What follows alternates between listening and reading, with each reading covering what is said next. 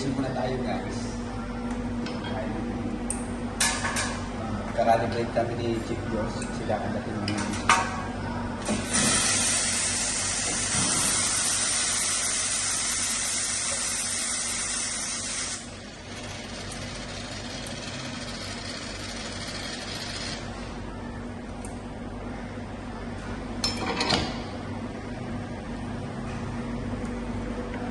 unahin natin yung ano kasi meron kaming dalawang coffee beans, Brazil and Ethiopia. So, ang gagawin ko dito 20 grams of coffee. Bakit 20 grams yung ilalagay ko? Kasi yung coffee beans namin medyo luma na, nasa 2 months na mahigit. So, kaya sinagat ko siya sa 20 grams.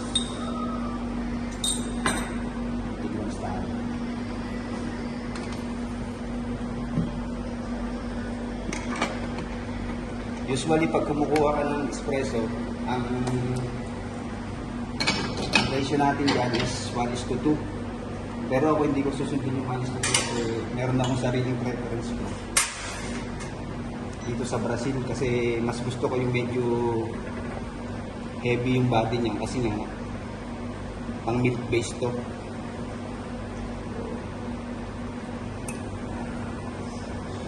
Ibababa ko yung milk niya para maging strong yung body.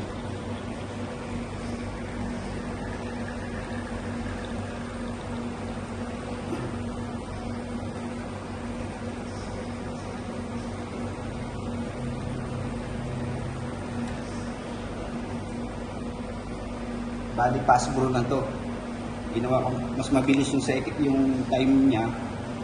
Pero yung dito niya sa yield niya mababa din. Para hindi siya ma-overstock.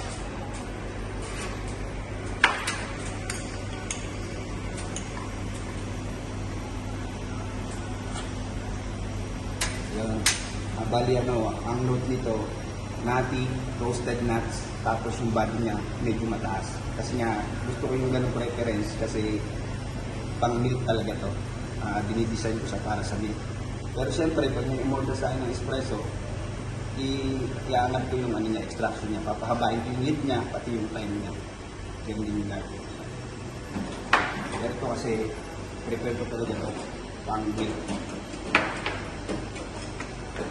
Buka na.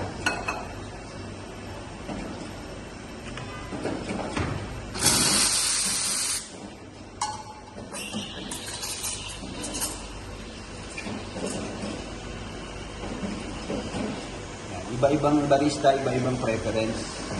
Ang importante lang dito, respect na calibration. Yung, kung sino yung katulad ako ngayon, ako yung naka-duty dito mag-calibrate.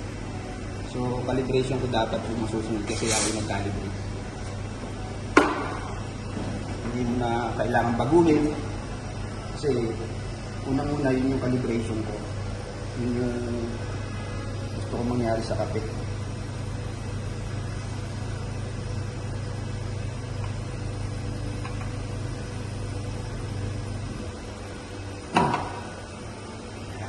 Manalo. Yun yung gusto kong makuha doon, yung pagka-chocolatey, nutty, then silky yung ano yan, tapos sweetness dun sa milk. Sarap.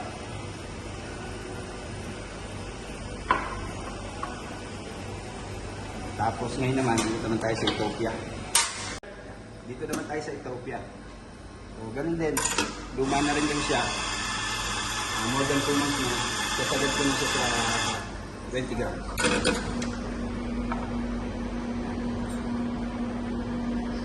Ito naman Ethiopia, ito yung suggested namin for espresso talaga. So,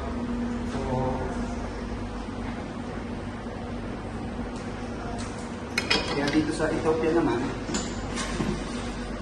hindi ko na kailangan kunin yung body nito kasi ang talagang profile nito fruity. So ang kukunin ko lang palalabasin ko sa kanya talaga yung lasa na pagka-fruity niya. Tapos yung body niya medium lang. Ganun yung gagawin natin. Kasi yung iba, kahit na Ethiopia, nilalagyan pa rin nila ng body. Pero kasi sa akin, hindi ako ganun. Kasi meron na, kung gusto nilang body ng customer, sasuggest ko yung Brazil. Pero ito, more on 2 lang ito.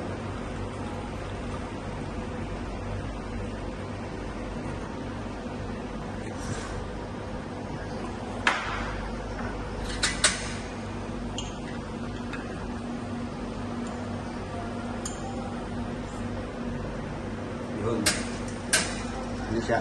Medium body. Tapos more on fruity, cranberry, clementine. Yung sour niya medyo mataas kasi nga fruity siya. Hindi naman siya ganun mataas. Pero yung kasi yung nag-aano sa pagiging fruity, yung acidity niya. Tapos tingin natin sa gatas.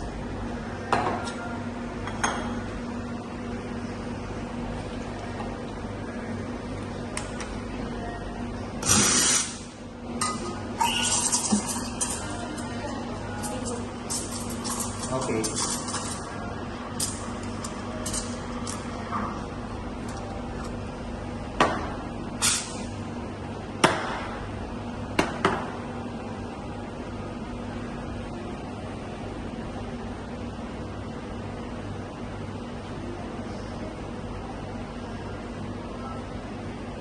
Halimbawa, meron nagreklamo ng customer na hindi siya nasarapan o doon sa kapag ng calibration.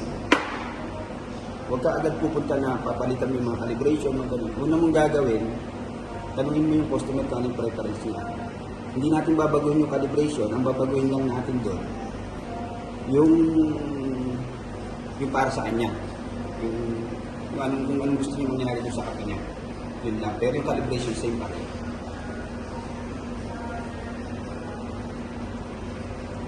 Tulad ng sinabi ko nina, respect na calibration ng ibang barista. Kunyari, ako yung nakatoka dito ngayon, mag-calibrate. Ito yung calibration ko. Hanggang dun lang, salamat.